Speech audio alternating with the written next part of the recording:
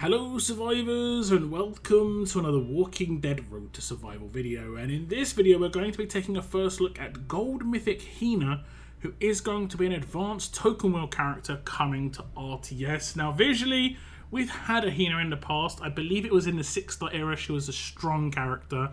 This version in the Mythic era is an alert character and also looking very purple. On the right hand side, got purple trousers on, like purple jacket like wrapped around her waist, maybe some purple pouches on the belt as well. Also a little bit of purple streak through the hair. On the left hand side she's also got a purple pistol. She has not got that as an attached weapon, so we might see that come out in the future.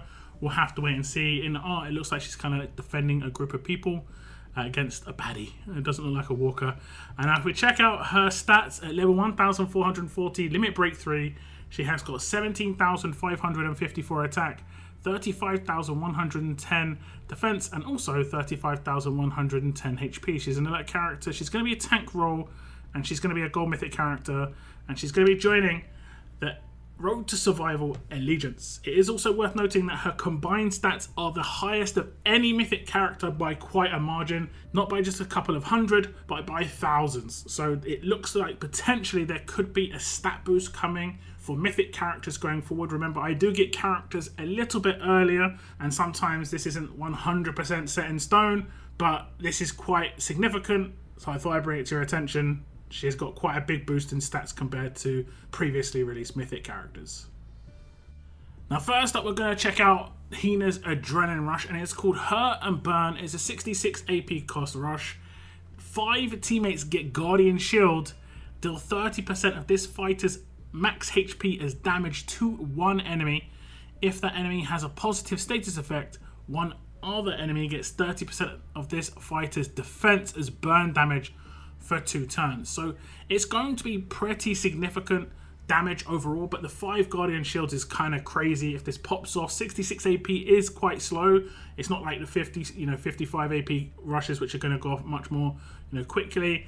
You're going to have to generally attack this character, or she's going to have some sort of AP game, but there are characters in the in the game that actually give AP to other characters, so it definitely can occur. But the 30% of this character's max HP as damage is like I say, she's got the highest base stats right now combined, but obviously it isn't necessarily the highest HP because someone like Peacekeeper has much higher HP, but it should be still quite significant. You should be able to get like 60 to 70k on this character without too much of a problem, so you're probably going to be doing around 20 to 25,000 damage, and this is just flat damage, no defense reduction, nothing like that. Attack team characters only have about that sort of HP. That's problematic. The burn is going to be double that, but obviously 30% of the defense, same sort of number, 25 to 30k, but for 2 turns. So not many characters on attack teams, even support characters, are going to be able to survive that. So pretty nice rush when it comes to the support side of things. Guardian Shields, I hate them, but the damage as well. A lot of defense team characters do significant damage these days, and Hina's no different. And she's going to be doing it based on her defensive stats. So the more defensive she gets, the harder she is to take down, and the more damage she is going to do. Okay, so here we are, and as you can see, Hina has her rush, and the higher her max HP, the more initial damage she's going to do, and the higher her defense is, the more burn she's going to do. So I'm just going to do some defense just to allow her to do this Adrenaline Rush. You're going to see that initial attack comes in, takes off damage off of the bonus HP. I'm going to heal back up.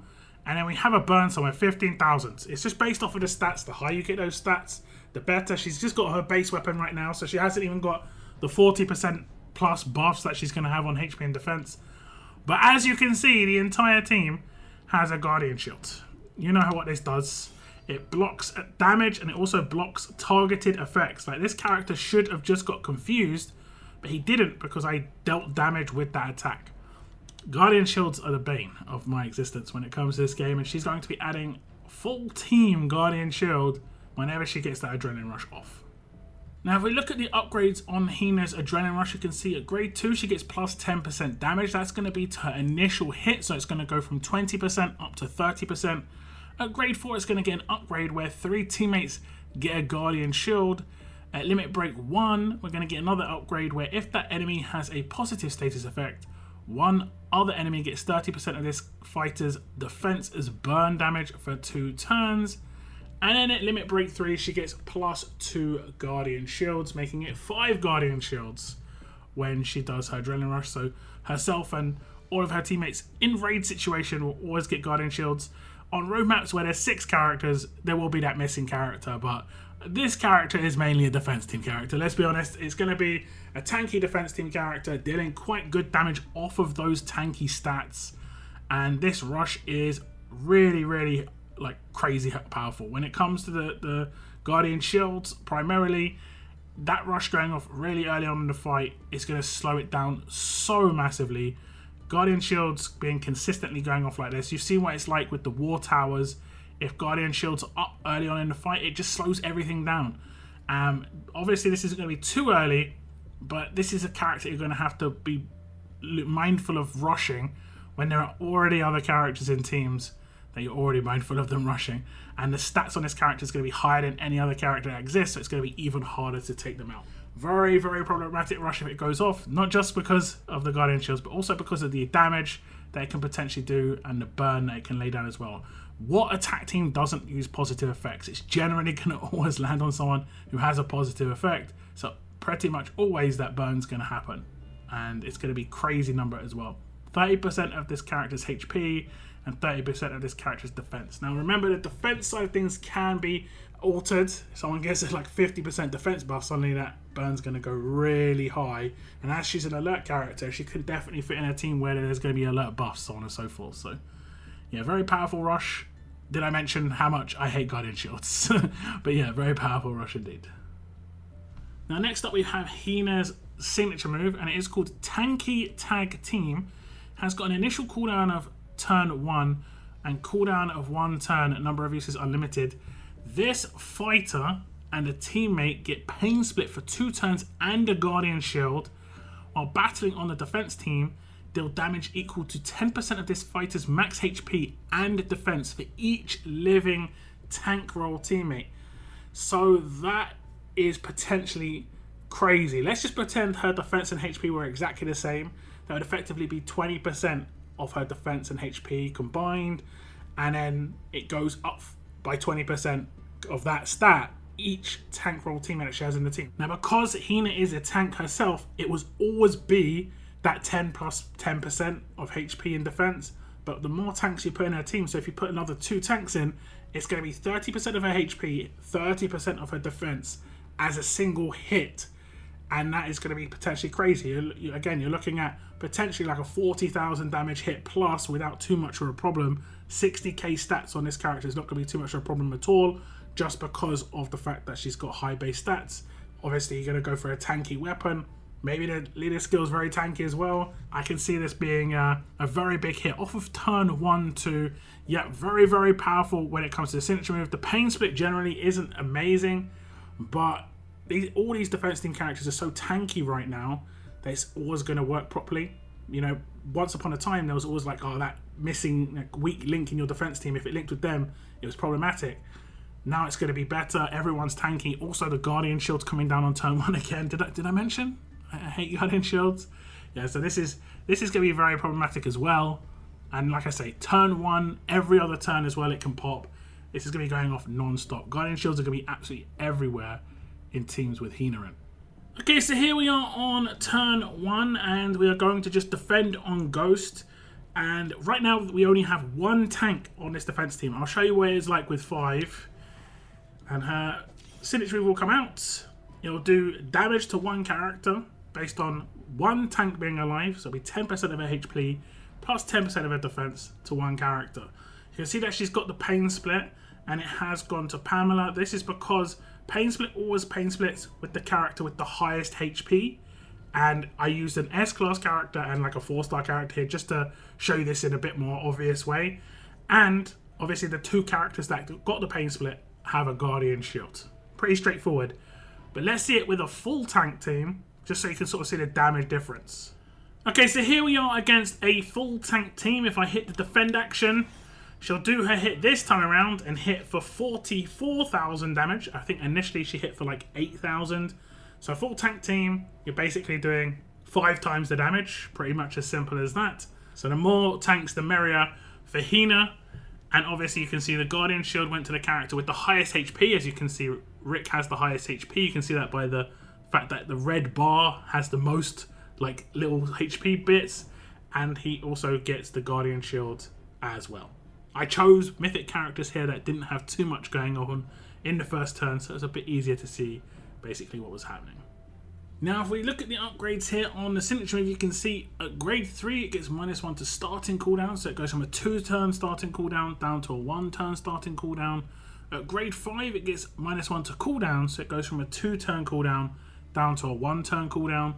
And at limit break 2, it will get an upgrade where while battling on the defense team, deal damage equal to 10% of this fighter's max HP and defense for each living tank role teammate. So until LB2, it is just a pain split with the Guardian Shield, which is still decent. That alone is going to be problematic, but up until then, there's no damage. But Limit Break 2 does bring in quite a hefty amount of damage, honestly. It's worth noting as well that the pain split lasts for 2 turns, so it generally won't be down at all. It'll be cast, and then by the time it goes down, she's going to be reapplying it if she actually can do her signature move. So pain split will be constantly up. It'll maybe go to a new character because someone has higher HP, but it's just worth noting. I obviously think this is powerful. The more tanks you use in a team, the better. And there are some pretty decent tank team-ups right now on defense teams. Some of the stronger characters that have been released recently are tanks. And, Hina is a leader, so she will have some specific team-ups that you can use. But I will say there's definitely some tank team-ups that you can use with teams with Hina as the leader. Now, before we move on to Hina's mythic abilities, her passive skills, we are going to be doing a giveaway, of course, because Hina is going to be an advanced token wheel character. We're going to be giving away some advanced tokens. I'm going to be switching things up a little bit on the advanced giveaway on this video. We're just going to be giving away 10,000 advanced tokens to one lucky winner, and all you have to do is type in the chat purple. She's wearing purple. Why not? There's not many opportunities I get, and it's a very easy entry phrase to type. Make it as part of a sentence so YouTube doesn't spam out your comment. I do read the majority of the entrance comments, so if you make me laugh, I generally give it a little thumbs up or a heart, just because, yeah, hey, you got me. But best of luck if you enter this giveaway, guys, and now back to the video. Now, checking out Hina's mythic abilities, these are her passive skills. She is going to be a tank, of course, so she is going to have strength, which is 40% critical hit resistance. The next one is called Great Cover. At the start of each wave, 100% chance all alert and strong teammates get camouflage for 3 turns. This is very powerful against anyone who's doing multi-hits. I'm talking about line attacks, I'm talking about all that good stuff. And obviously she's going to be getting that herself because she is an alert character. But maybe a little teaser on that leader skill, this is mainly going to affect the entire team. The next one's called Healthy Immunity. At the start of each wave, 100% chance all tank role teammates get 100% infection resistance for 2 turns. All other teammates get 50% plus 10% for each tank role teammate infection resistance for 1 turn. So they're always going to get 60% resistance because Hina is a tank herself. And if you do that extra 2 tanks to get the damage on Hina nice and high, then they will also get another 20% resistance on the non-tanks, making it 80% resistance against infection. This is very, very problematic, of course, if you want to roll with those infection teams. A lot of them lay down heavy infection early on. For instance, John's leader skill is obviously going to make infection come down on turn 1. This is going to be able to stop that dead in its tracks. Now, it does have a slight chance of being applied to characters that aren't tanks, but it's worth noting that if you see Hina as a leader, this is going to be present, and you're most likely not going to attack against that team with John. So it basically wards people off of attacking with infection teams, which is very nice actually, because then potentially you could build a team that doesn't have as many healers in it to counter the infection itself. Now, the next one's called Layered Defense. At the start of each wave, 100% chance all tank role teammates get defense down block for 4 turns. So it looks like Hina is going to just be massively buffing herself. But if you do want to roll with a heavy tank lineup, she's going to be buffing those tanks as well. Now, as you see, I just attacked with John as the leader, and we did get a bunch of resists. This is because John's leader skill did try to infect characters, but they've got 100% resist. This means obviously the infections are not going to land. And as you can see, there's camouflage on a lot of these characters. If I try to do John's signature move against the top line, as you see, it would hit the first character, but it wouldn't hit the second one. We did have a bodyguard obviously absorb it, but we normally would hit 2, but because there's camouflage everywhere, you're just not even going to apply damage, and that means that it's going to be massively reduced on line attacks like Raven and Sophia, that sort of thing, and against John as a leader, problematic. And the signature move that applies infection here on John didn't even apply infection, because obviously the 100% infection resist is still there. One character did not get camouflage, obviously, and that is going to be Cliff, and that is because he is a tough character, but you could potentially use characters that aren't alert and strong for other buffs if they are tanks and still see it as worthwhile. Obviously that part's up to you. Going straight into the upgrades on Hina's passives, you can see that at grade 1 she gets the first half of Great Cover, where she has a 50% chance all alert and strong teammates get camouflage for 3 turns. At grade 2 she gets the first half of Strength, which is 20% critical hit resistance. And at grade 3 she gets the second half of Great Cover, making it 100% chance all alert and strong teammates get camouflage for 3 turns. That's only going to require 1 copy to be able to get that passive, and that one is very, very powerful. Then we move on to the ones for the tanks. At grade 4, she gets Healthy Immunity Part 1, where at the start of each wave, 50% chance all tank role teammates get 100% infection resistance for 2 turns. All other teammates get 50% infection resistance for 1 turn, plus 10% for each tank role teammate on the team. And then at grade 5, she gets Layered Defense Part 1, which is a 50% chance all tank role teammates get defense down block for 4 turns. You saw that in the clip before. Everyone had defense down block. That's going to counter leaders like Shane, obviously, who's going to be able to do the defense down when he actually starts to fight any characters that bring it in on signature moves and so on and so forth. Then we move on to the limit breaks. You can see at limit break 1, she gets the second half of Strength, making it 20% hit resistance stacked on top of the first, making it 40% total. Then it's going to be a 100% chance the infection resists are going to come in at LB2. That's with Healthy Immunity 2. And then LB3, Layered Defense 2 comes in, making a 100% chance all tank teammates will get defense down block for 4 turns. Hina is without a doubt the tank boss. It definitely seems very, very good idea to put a lot of tanks in this team. I'd say at least 2 other tanks just to boost Hina's damage, but they're going to get such a massive boost from these passives.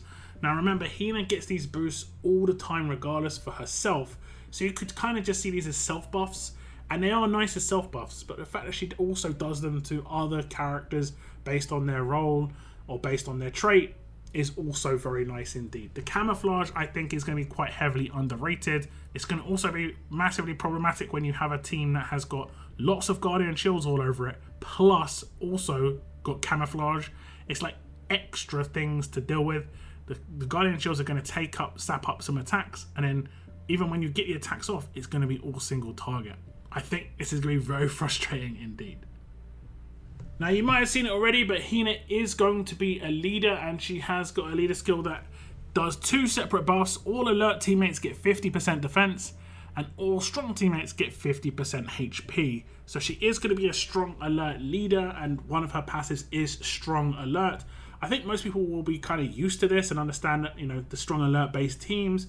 We have had Pam in the past doing very similar, but hers was all teammates getting HP boost. This is just a little bit different.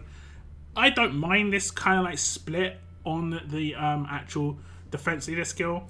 A lot of the time you need to counterbalance the leader skill with the mods just to make it so you've got a nice even stat at the end. You're going to have to obviously do it based on the characters and so on and so forth that you're using as well. You could of course use characters that buff stats as well. So I think you can have Kyle in the team. You can have Aaron, who also buffs stats. I think Aaron buffs tanks, so there might even be a good combo there. And then you could have someone like Circuit in the team again, who I think might be a tank, where she also buffs stats on strong characters. So you can get huge amounts of stats on these strong and alert characters on Hina teams. Infection's not going to be a problem. You know, there's a few things that they're going to be countering. And yeah, Hina's damage will just get buffed in the meantime, just due to all the tanks.